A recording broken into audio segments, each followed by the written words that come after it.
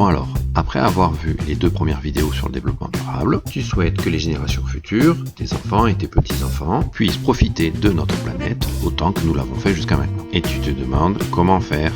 Bon, bouge pas et je te montre.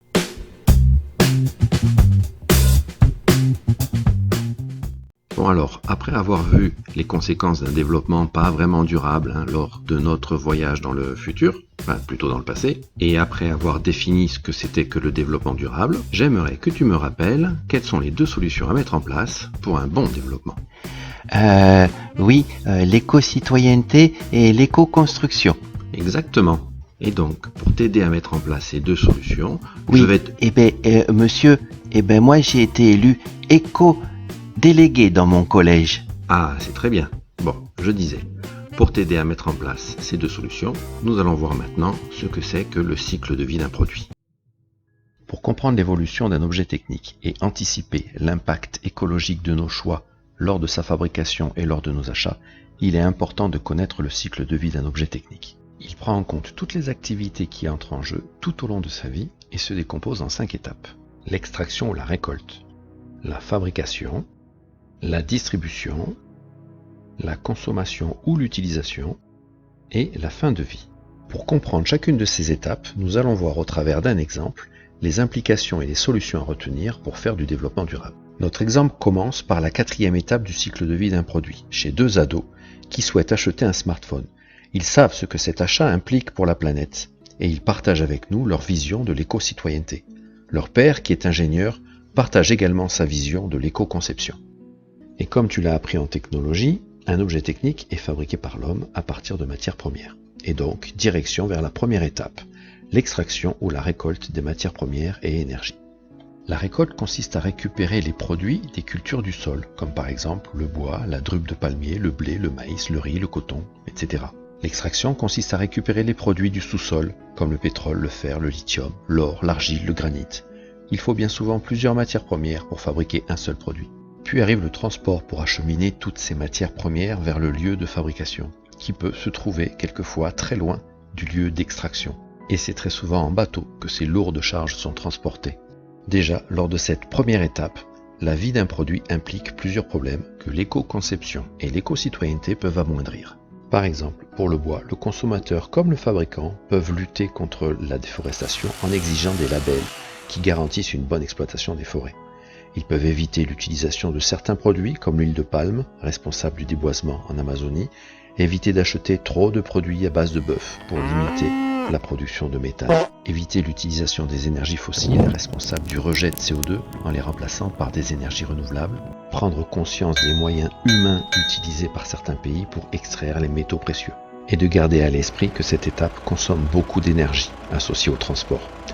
Camions, élévateurs, grues, bateaux, phares et matériel pour l'exploitation des cultures et des mines. Allez, maintenant que nous avons récolté et extrait nos matériaux, direction la fabrication, qui, je le rappelle, peut se situer à plusieurs milliers de kilomètres du lieu de l'extraction. Ah, tu te souviens de la petite histoire de notre développement ? Eh bien, là aussi, il y a des choses à faire en termes d'éco-conception et d'éco-citoyenneté. En plus des entreprises qui fabriquent nos produits, il faut là aussi parler transport. Routier encore, mais aérien aussi. Beaucoup de marchandises sont transportées dans les soutes des avions qui t'emmènent en voyage. Il n'y a pas que tes valises à bord. Ah, les voyages, ils font aussi partie des produits que nous consommons. Peut-on encore partir vers de lointaines destinations, sachant l'impact écologique qu'elles représentent ?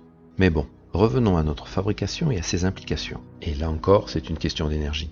Énergie utilisée pour le chauffage, pour l'éclairage et pour la fabrication elle-même. Le transport aussi, routier ou aérien, pour tout le matériel d'embarquement, élévateurs, tapis roulants, etc. La tour de contrôle, l'aéroport aussi, et les personnes qui y travaillent consomment beaucoup d'énergie pour se déplacer. La consommation totale est énorme. Alors que peux-tu faire en termes d'éco-citoyenneté ? Eh bien sur la fabrication, il est important de s'intéresser aux conditions de travail des gens qui fabriquent les produits. Car souviens-toi, pour faire du développement durable, il faut s'assurer qu'entre les sous et les nous, le travail est équitable. Malheureusement, dans certains pays, l'exploitation et le travail des enfants est autorisé dans des conditions inacceptables. Des labels existent, ils garantissent un travail décent et équitable entre producteurs et consommateurs. Du côté éco-conception maintenant, que peut-on faire pour l'environnement ? Eh bien déjà, produire des objets qui soient de moins en moins gourmands en énergie lors de leur utilisation. concevoir des éléments standards qui s'adaptent à d'autres produits, comme les chargeurs de téléphone par exemple. Un chargeur de téléphone par marque, c'est plus possible. On peut aussi anticiper sur le recyclage des objets techniques, avec des matériaux recyclables, oui, mais aussi en facilitant le démontage de ces objets pour justement récupérer tous ces matériaux. Bon, c'est bien beau, maintenant il faut vendre.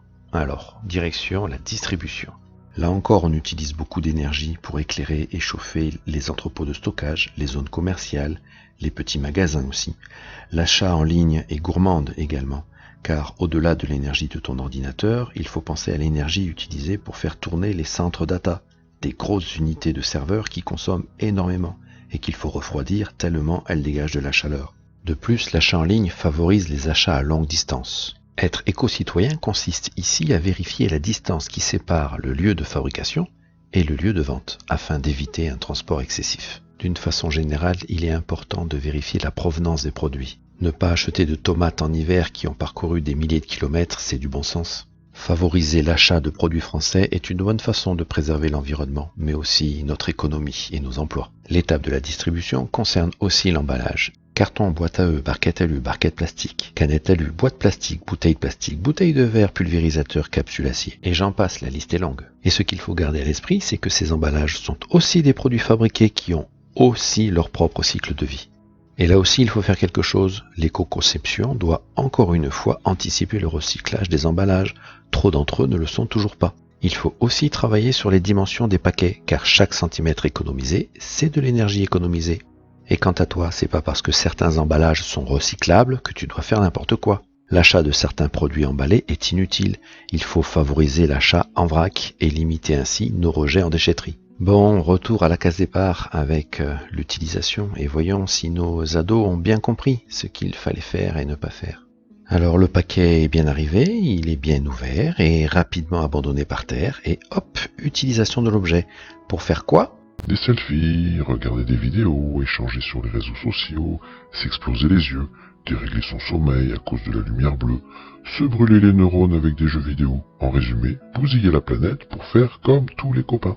Oui, en fait, ce que veut dire le monsieur, c'est que peut-être on pourrait réfléchir avant d'acheter des objets qui sont pas vraiment nécessaires. Bon, continuons. Même pendant leur utilisation, certains produits consomment de l'énergie. C'est le cas des smartphones, qu'il faut bien recharger de temps en temps.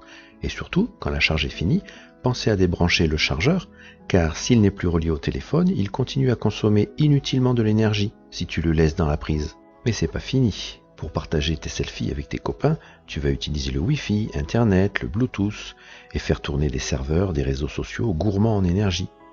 Enfin, si tu prends soin de ton téléphone et que tu ne le changes pas parce que le nouveau modèle vient de sortir, eh bien ton téléphone arrivera un jour en fin de vie. Il aura consommé beaucoup d'énergie avant de s'éteindre. Mais pour lui, rien n'est fini. Il faut encore maintenant penser à le recycler. Lui, comme tous les autres produits d'ailleurs qui arrivent en fin de vie. Et n'oublions pas les emballages également. Pour continuer ton rôle d'éco-citoyen, tu vas devoir trier tous ces produits avant qu'ils rejoignent les centres de tri et de recyclage. Pour t'aider, les fabricants ont posé des logos sur les emballages et les produits. Mais encore faut-il les connaître. Bon, c'est parfait. Maintenant que tu as bien fini de trier tous tes produits, passons à la dernière étape. Sais-tu qu'il existe d'autres moyens que les déchetteries pour valoriser les produits arrivés en fin de vie ? Prenons par exemple un vélo comme produit arrivé en fin de vie. Cet exemple peut s'appliquer à de nombreux objets techniques. Une fois le vélo chargé dans la remorque, voyons les options qui s'offrent à toi. Première option, tu peux rapporter l'objet dans le magasin qui te l'a vendu, ou dans un autre magasin spécialisé dans la récupération d'objets de ce genre. Deuxième option, donner cet objet à une association qui va le réparer, ou récupérer les pièces afin de réparer un autre vélo.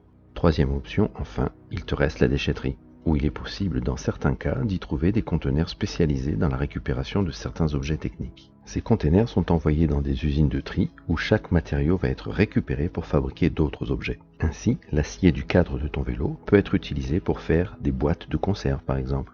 Voilà, ainsi s'achève notre voyage au cœur du cycle de vie d'un produit. J'espère que tu auras pris conscience maintenant de l'impact de notre consommation sur l'environnement, car chaque étape de ce cycle consomme énormément d'énergie et que cette énergie est responsable de nos rejets en CO2 dans l'atmosphère, gaz à effet de serre responsable du réchauffement climatique.